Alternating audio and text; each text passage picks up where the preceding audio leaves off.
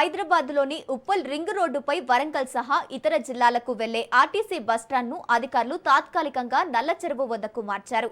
Elevated corridor నిర్మాణ పనుల కారణంగా ఈ నిర్ణయం తీసుకున్నట్లు అధికారులు చెబుతున్నారు.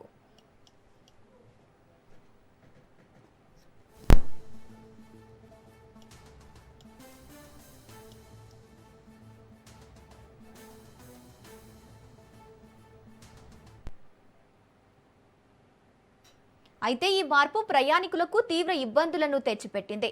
కొత్తగా ఏర్పాటు చేసిన నల్ల చెరువు బస్టాండ్ వద్ద కనీస వసతులు కూడా లేకపోవడం ఆందోళన కలిగిస్తోంది. మండుతున్న ఎండల్లో నిలబడేందుకు షెడ్లు లేకపోవడంతో ప్రయాణికులు ఇబ్బందులు పడుతున్నారు.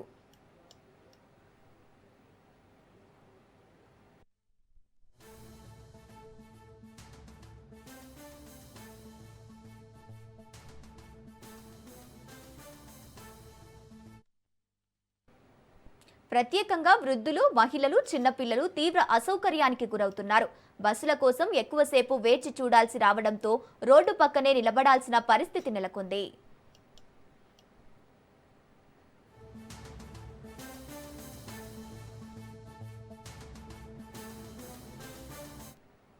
తాగునీరు, కూర్చునే బెంచీలు, సూచిక బోర్డులు వంటి ప్రాథమిక సదుపాయాలు లేకపోవడంపై ప్రయాణికులు తీవ్ర ఆగ్రహం వ్యక్తం చేస్తున్నారు.